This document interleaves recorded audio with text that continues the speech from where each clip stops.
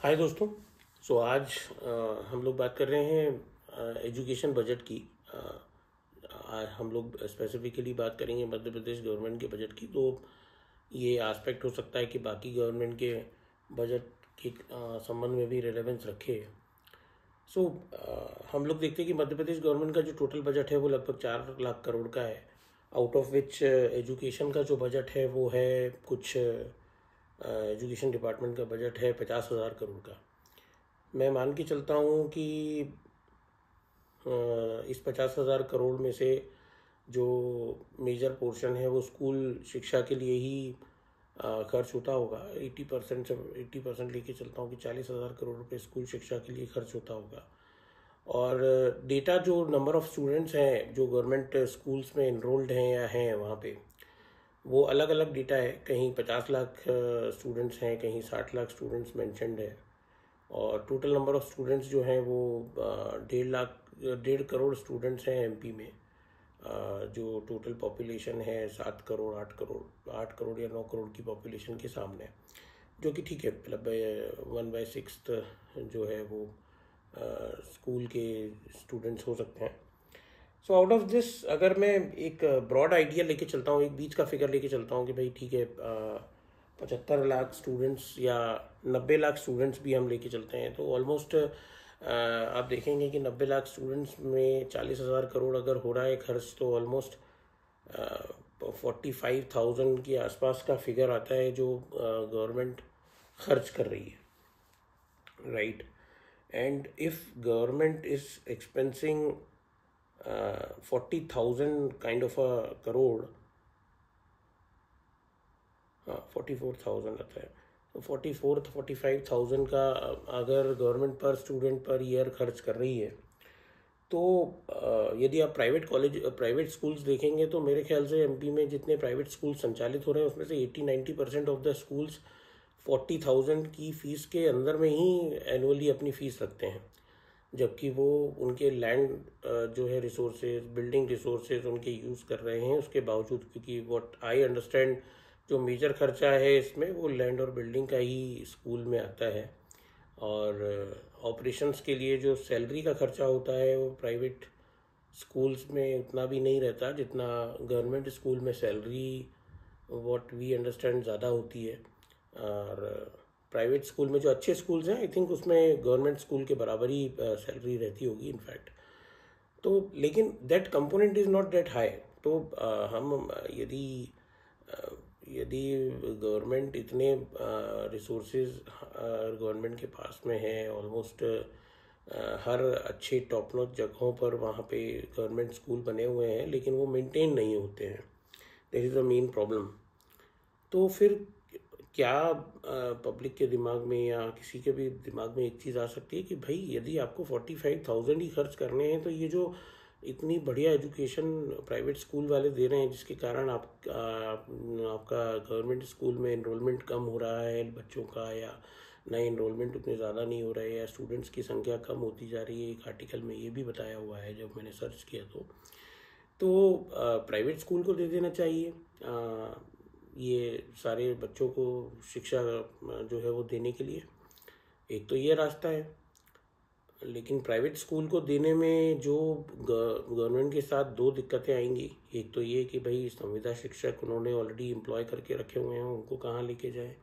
और दूसरा ये कि गवर्नमेंट के जो स्कूल्स हैं वो काफ़ी अच्छी जगहों पर हैं और वो इंफ्रा ऑलरेडी डेवलप्ड है, तो उसका तो कोई यूज़ ही नहीं रहेगा। फिर उनको कैसे लीवरेज करें।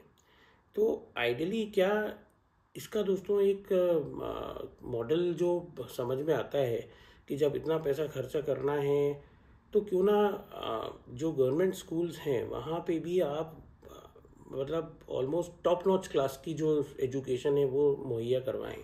अब उसमें क्या रह जाता है, उस गैप को हम कैसे भर सकते हैं, वो गवर्नमेंट को अब सोचना चाहिए। क्योंकि कहीं ना कहीं खर्चा जब हो रहा है इतना, तो क्यों ना इस चीज़ को हम सुनिश्चित करें कि क्वालिटी ऑफ एजुकेशन बढ़े, इंफ्रास्ट्रक्चर जो है वो क्वालिटी बेस्ड हो, और जो भी सुविधाएं बच्चों को चाहिए फॉर देयर लर्निंग वो इनकॉर्पोरेट हो। उसके लिए एक मॉडल मेरी समझ में आया है। आप लोगों को यदि कोई और मॉडल आप लोगों को समझ में आए तो आप भी सजेस्ट कीजिएगा, जो आई थिंक गवर्नमेंट को अडॉप्ट करना चाहिए टू लीवरेज कि ये जो स्कूल की जो गवर्नमेंट स्कूल्स की अच्छी अच्छी लोकेशंस पे उनकी बिल्डिंग है और already they have employed some teachers, तो व्हाट दे कैन डू कि प्राइवेट एक्चुअली पार्टनरशिप मॉडल में, पीपीपी मॉडल में एक्चुअली इसको ये डेवलप कर सकते हैं कि भाई इंफ्रास्ट्रक्चर, अब जैसे एक एग्जांपल लेते हैं हम, 1000 स्टूडेंट्स का एक स्कूल है, जो इसमें मैं समझता हूँ 1000 स्टूडेंट्स का स्कूल है तो 45,000 स्क्वायर फीट कंस्ट्रक्शन जो है वो स्कूल में होता है, तब वो 1000 स्टूडेंट्स को अकोमोडेट कर पाता है। तो सबसे पहली रिक्वायरमेंट रहेगी कि भाई ये जो गवर्नमेंट स्कूल का जो इंफ्रास्ट्रक्चर है वो बड़ा वीक रहता है, बड़ा कमज़ोर रहता है, पुराना रहता है, तो पहले तो इसको रिनोवेट करा जाए। अब इसको रिनोवेट करने के लिए प्राइवेट पार्टनरशिप मॉडल की जब हम बात कर रहे हैं तो हम एक वहाँ पे 2-3 लेयर्स एक्चुअली इनकॉर्पोरेट कर सकती है गवर्नमेंट। एक तो ये कि भाई कोई कैपिटल प्रोवाइडर आए जो कि इसमें पैसा लगाए, जैसे कि अब ये रिनोवेशन कराना है आपको 40,000 स्क्वायर फीट कंस्ट्रक्शन पे, तो 700 रुपये के लेके हिसाब से भी लेके चले तो 2 करोड़ 80 लाख होता है, 3 करोड़ का एक रिनोवेशन कॉस्ट आएगा। 1000 बच्चे हैं तो उनके लिए आप मान के चलिए कि हम ये मान के चल रहे हैं कि अभी कोई कंप्यूटर नहीं है, कोई लैपटॉप कोई नहीं है, और वहाँ पे 80 कंप्यूटर आपको उन 1000 बच्चों के ऊपर रखना चाहिए ताकि कमी ना पड़े। हर क्लास में डिजिटल स्क्रीन, हर क्लास में आपका इसको हर क्लास में जो है आपका बायोमेट्रिक से अटेंडेंस लेने के इक्विपमेंट, नेटवर्किंग के इक्विपमेंट, कॉन्फ्रेंस टाइप के इक्विपमेंट की वो आपस में नेटवर्क से कनेक्ट हो जाएं जब भी किसी और स्कूल से या किसी और डिजिटल माध्यम से बच्चों को कनेक्ट करना है तो। और काफ़ी बड़ी स्क्रीन जो अच्छे टॉप नॉच स्कूल में होती है वैसी स्क्रीन, प्रोजेक्टर, ये सारे इक्विपमेंट देने के बाद भी मेरे ख्याल से उसमें हम ये समझ सकते हैं कि 2 करोड़ का खर्चा उसमें और आएगा उस 1000 स्टूडेंट्स वाले स्कूल में। तो 3 करोड़ और 2 करोड़ 5 करोड़ रुपए लगाना है, गवर्नमेंट को नहीं लगाना है क्योंकि पब्लिक प्राइवेट पार्टनरशिप में ये हम मॉडल सजेस्ट कर रहे हैं। तो जो बंदा ये लगाएगा उसको आप एक 15% का रिटर्न के आधार पर एन्युटी मॉडल से पेमेंट कर सकते हैं कि भाई 10 साल तक उसने ये इक्विपमेंट और ये रिनोवेशन जो है गवर्नमेंट को लीज किया है, 10 साल तक वो अपना रिटर्न लेगा, मंथली पे आउट लेगा गवर्नमेंट से, और 10 साल बाद ये एसेट जो है गवर्नमेंट की हो जाएगी, जो गवर्नमेंट करती भी है लीज बैक मॉडल में, कई जगहों पे करा है हमने। तो 1 करोड़ रुपए का मान लीजिए खर्चा इसमें आएगा कि 1 करोड़ रुपए उस कैपिटल प्रोवाइडर को 5 करोड़ के बदले में हर साल दिया जाएगा 10 सालों तक, और उसके बाद में ये एसेट्स गवर्नमेंट की हो जाएगी। तो ये करके 15% का रिटर्न उस कैपिटल प्रोवाइडर को मिलेगा तो ही वुड बी हैप्पी, और 10 साल तक वो अपनी एसेट्स को सुरक्षित रखे, ये उसकी जवाबदारी रहेगी। बाकी छोटा मोटा जो डेप्रिसिएशन है, शुरू में डेप्रिसिएशन कम रहेगा, बाद में या मेंटेनेंस कम रहेगा, बाद में मेंटेनेंस ज़्यादा रहेगा, तो वो उसके लिए एक छोटा मोटा 2%, 2.5% या 0.5% टाइप का मेंटेनेंस हर साल बढ़ते जाए, उसका प्रोविज़न किया जा सकता है। But that cost will not be much, 1 crore में लगभग सब कुछ हो जाना चाहिए। अब आते हैं सेकेंड मेजर कॉस्ट की, जो है सैलरीज। 1000 बच्चे हैं, 25 स्टूडेंट पर एक टीचर, हर 25 स्टूडेंट्स पे हम रेशो लेके चलते हैं जो कि स्टैंडर्ड रेशो है, तो 40 टीचर लगेंगे आपको। 40 टीचर में यदि हर टीचर को आपको 30,000 रुपये सैलरी देनी है तो ऑलमोस्ट 12 लाख रुपए सैलरी होती है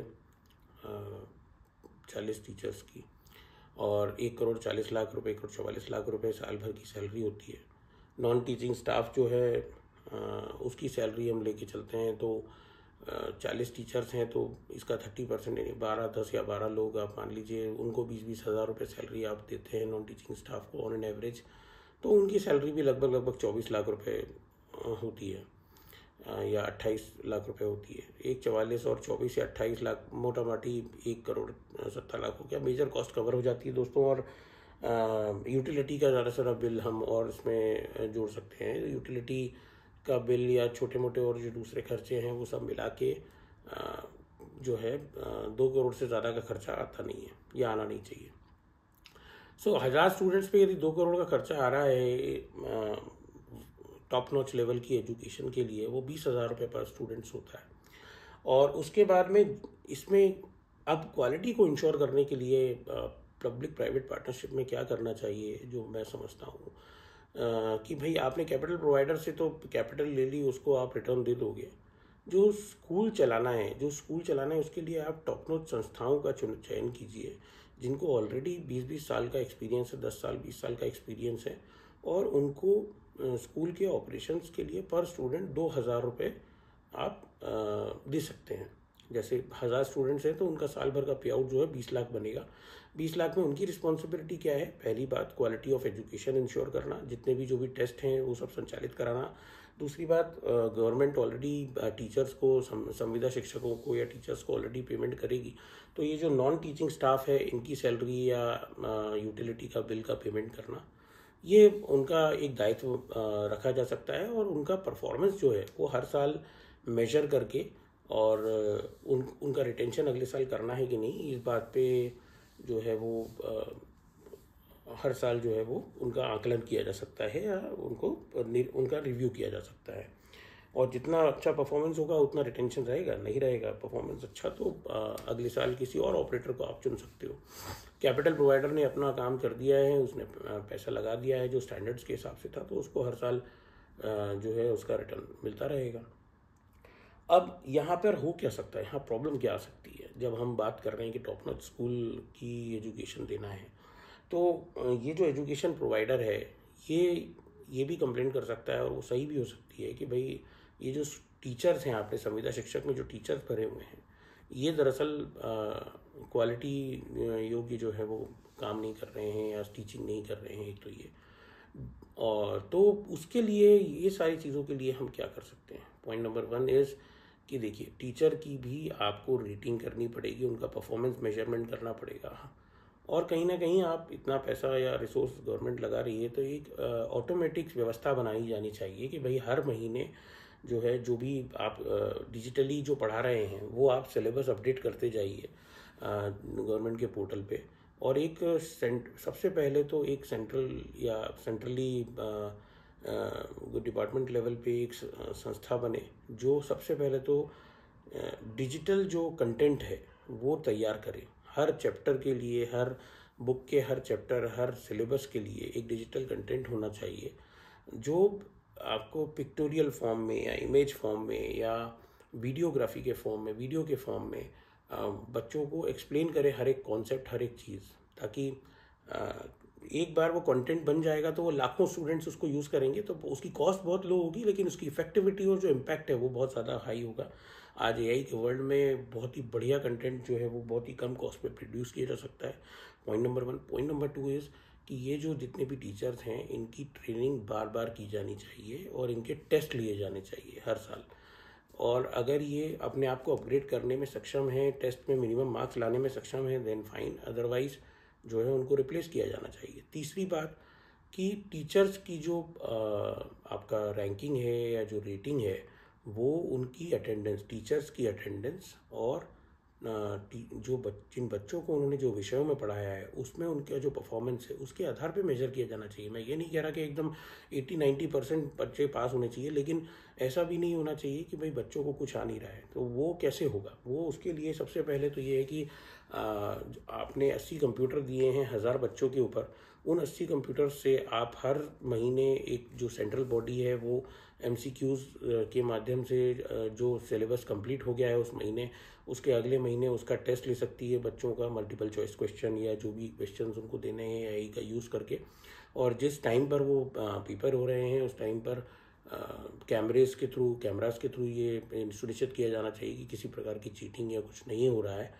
और जो बच्चों के मार्क्स आते हैं उनके बेसिस पे एक्चुअली टीचर्स की रेटिंग होनी चाहिए। Point number 1। पॉइंट नंबर 2, कहीं ना कहीं बच्चों को भी इंसेंटिवाइज किया जाना चाहिए। जो टॉप 20-25% बच्चे हैं, अगर 40 बच्चों की क्लास है या 30 बच्चों की क्लास है, उसमें से जो टॉप 10 बच्चे हैं उनको आप जो है इंसेंटिवाइज कर सकते हैं। जैसे मान लीजिए 2 साल या 3 साल में उनको एक टैबलेट दे दिया, या उनको कुछ धनराशि जो है वो उनके पढ़ने के लिए स्कॉलरशिप बेस्ड बुक्स खरीदने के लिए या ऐसे करके दे दी, जो टॉप परफॉर्मिंग बच्चे हैं।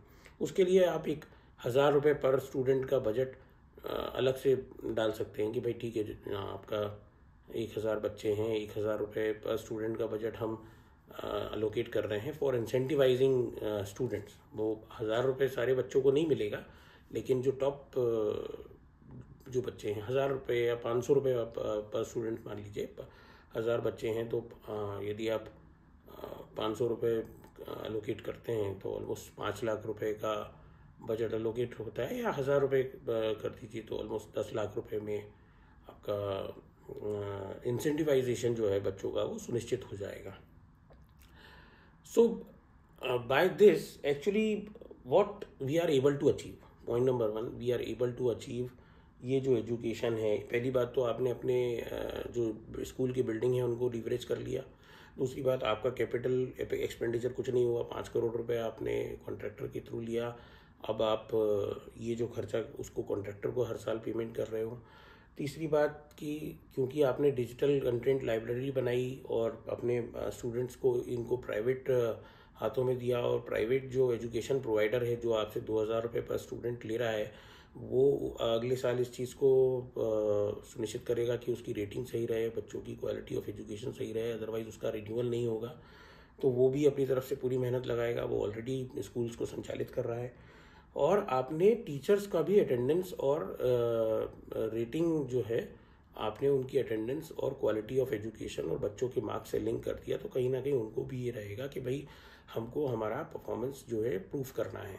और बच्चों को इंसेंटिवाइज करने के माध्यम से ये भी रहेगा कि जो बच्चे अच्छा परफॉर्म करेंगे उनके लिए भी ये रहेगा कि भाई हमको जो है अच्छा परफॉर्म करेंगे तो हमको टैबलेट मिलेगा, या वॉटेवर जो इंसेंटिवाइजेशन जो है गवर्नमेंट कर सकती है। इस पे टोटल खर्चा कितना होगा? 2 करोड़ का तो कॉस्ट हम लोग हम और आप अज्यूम कर ही चुके थे। उसके बाद में 1 करोड़ 2 करोड़ रुपए का कॉस्ट जो है हम लोग सैलरी और जो टीचिंग स्टाफ और सब स्टाफ की सैलरी और यूटिलिटी के लिए अज्यूम कर चुके थे। 1 करोड़ आपको कैपिटल प्रोवाइडर को देना है, हो गया 3 करोड़। और 2,000 रुपये एजुकेशन प्रोवाइडर का जो है आपको लगेगा, जो उसको आप एज अ पर स्टूडेंट ऑपरेटिंग की फ़ीस देंगे। ये फ़ीस 2,000 रुपये कैसे डिराइव होगी कि भाई एक वो अपना खुद का जब स्कूल संचालित करते हैं तो आखिरी में नेट प्रॉफिट क्या बचाते हैं, तो वो अगर वो आप देखेंगे कि 1,000 बच्चों पे वो 20 लाख रुपए 25-30 लाख रुपए बचाते हैं, तो 2,000 रुपये पर स्टूडेंट ही है, जो कि एक डिसेंट अमाउंट है।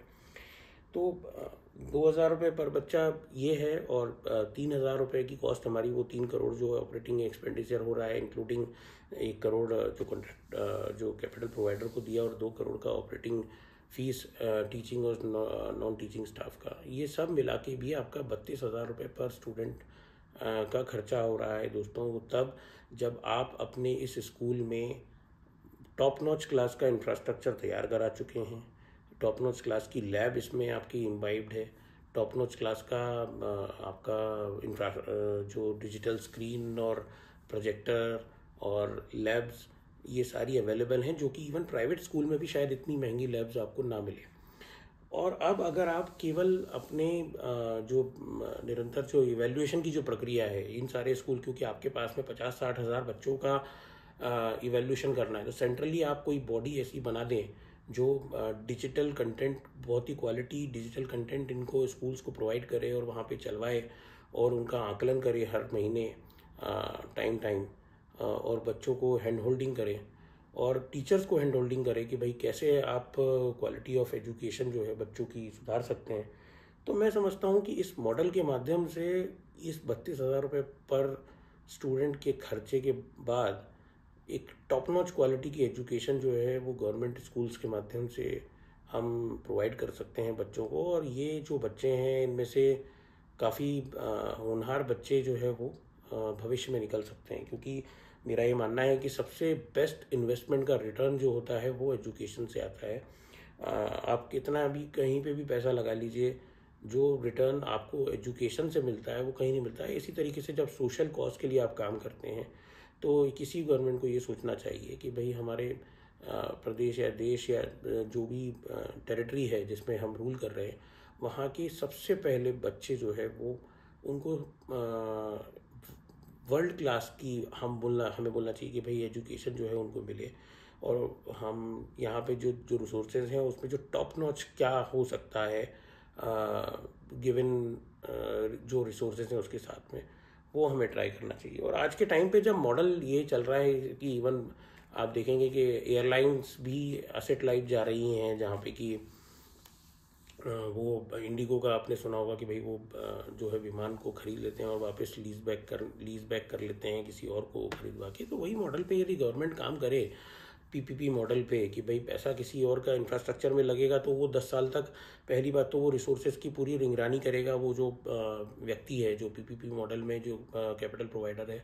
दूसरा, जो आपका एजुकेशन प्रोवाइडर है, क्योंकि उसको एक्सपर्टाइज है स्कूल में एजुकेशन देने का, और उसका इंसेंटिव इस बात से लिंक्ड है कि बच्चों की क्वालिटी ऑफ एजुकेशन क्या रहती है, अटेंडेंस क्या रहती है। आप अलग अलग रेटिंग के पैरामीटर जब उसके बना देंगे और उसका रिन्यूअल उसके आधार पे करेंगे, तो वो भी अपना पूरा पुरजोर मेहनत करेगा कि भाई जो है बच्चों की स्कूल की जो व्यवस्था है वो पूरी तरह से सही से की जाए।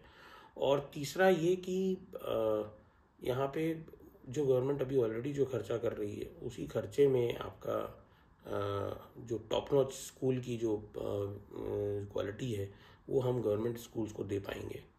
तो आई थिंक ये मॉडल गवर्नमेंट कैन ट्राई। जो उनका बजट है, और उतने बजट में यदि इतने कम स्टूडेंट्स को वो एजुकेशन दे रहे हैं, जिसमें ऑलमोस्ट 45 से 50 हज़ार रुपये का, 45 हज़ार रुपये पर स्टूडेंट का ऑलरेडी उनको खर्चा आ रहा है, जबकि 80% ऑफ द प्राइवेट स्कूल जो है वो इससे कम खर्चे में चल रहे हैं, इससे कम फीस ले रहे हैं। तो एटलीस्ट अब गवर्नमेंट इस खर्चे को करते हुए ये तो इंश्योर कर ही सकती है कि हम प्राइवेट स्कूल से भी अच्छी शिक्षा दें अपने प्रदेश के बच्चों को। So with this idea let's close this video. Thanks दोस्तों, मिलते हैं अगले वीडियो में।